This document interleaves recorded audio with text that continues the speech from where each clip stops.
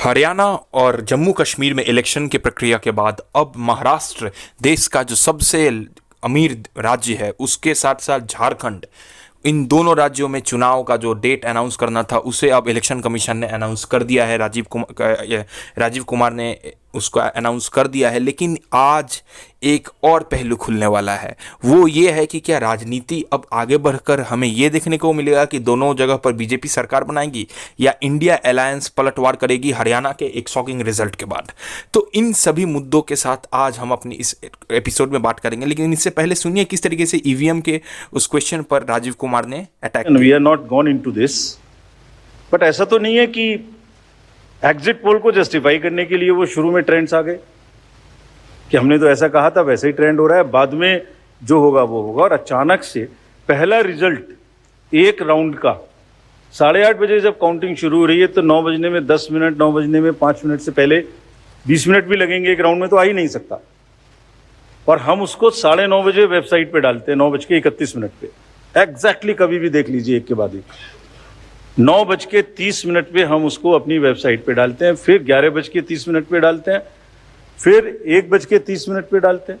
चलिए, चुनाव के हेड होते हुए जिस तरीके से उन्होंने अभी भी पारदर्शिता की बात कर रहे हैं, ट्रांसपेरेंसी की बात की जा रही है ईवीएम के बारे में, तो इन मुद्दों के लिए अब कांग्रेस आज सीधे सीधे पहुंच गई थी इलेक्शन कमीशन पर कई कंप्लेंट्स के साथ। और इलेक्शन कमीशन भी अब दावा ये कर रही है कि उनके पास सारे प्रूफ्स हैं।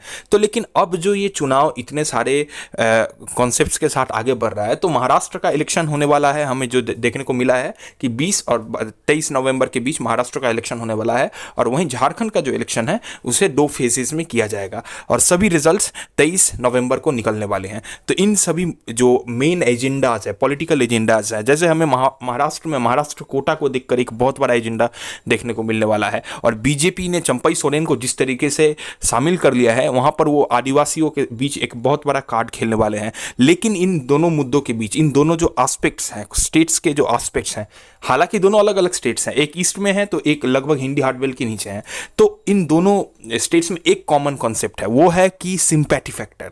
इस बार उद्धव ठाकरे के लिए सिंपैथी फैक्टर काम करने वाला है, शरद पवार के लिए सिंपैथी फैक्टर काम करने वाला है। और वहीं से 1000 किलोमीटर दूर अगर हम देखने जाए झारखंड में, तो वहां पर भी हमें सीधे सीधे हेमंत सोरेन के लिए सिंपैथी फैक्टर देखने को मिलने वाला है। क्योंकि मत भूलिए, 2 पार्टी, महाराष्ट्र के दोनों बड़े पुराने पार्टी, रीजनल पार्टीज को तोड़ा गया था।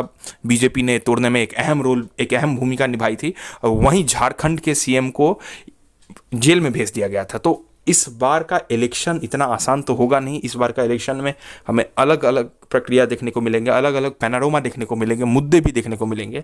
हालांकि महाविकास आघाड़ी अभी उतना प्रिपेयर्ड नहीं है, लेकिन अब आने वाले दिनों में उन्हें किस तरीके से वो सीट शेयरिंग कंप्लीट करेंगे नहीं करेंगे, ये देखना इंटरेस्टिंग होगा। क्योंकि महायुति लगभग तैयार हो गई है। और इसी बीच लॉरेंस बिश्नोई को लेकर कनाडा से जो खबर उठ रही है, वो इस बार के इलेक्शन को और ज़्यादा इंटरेस्टिंग बनाने वाला है। क्योंकि बाबा सिद्दीकी का कत्ल जिस तरीके से हुआ, उसके ऊपर मैंने एक एपिसोड बना रखा है। जिस तरीके से वो कत्ल हुआ वो अपने आप में शॉकिंग है। और वो क्या इस बार इलेक्शन में फैक्टर बनने वाला है लॉ एंड ऑर्डर को लेकर, ये तो आने वाले दिनों में हमें 23 नवंबर को पता चल जाएगा। और झारखंड का जो परिस्थिति बोले तो फिलहाल बीजेपी को एज है झारखंड में, और वहीं महाराष्ट्र में इंडिया अलायंस को एज है। लेकिन जिस तरीके से उन्होंने जीती हुई बाजी खास करके कांग्रेस ने खोई है, इसलिए अभी बोलना थोड़ा टफ है। लेकिन फिलहाल जो अभी के जो मुद्दे हैं उसमें हमें थोड़ा सा एज महाविकास आघाड़ी को दिखने को मिल रहा है, क्योंकि उनका जो अलायंस कॉन्सेप्ट है काफ़ी ज़्यादा सही है। आशा करता हूँ मेरा ये रिपोर्ट आपको अच्छा लगा। ऐसे ही नए नए पॉलिटिकल रिपोर्ट्स के लिए कृपया अपने चैनल को सब्सक्राइब करें।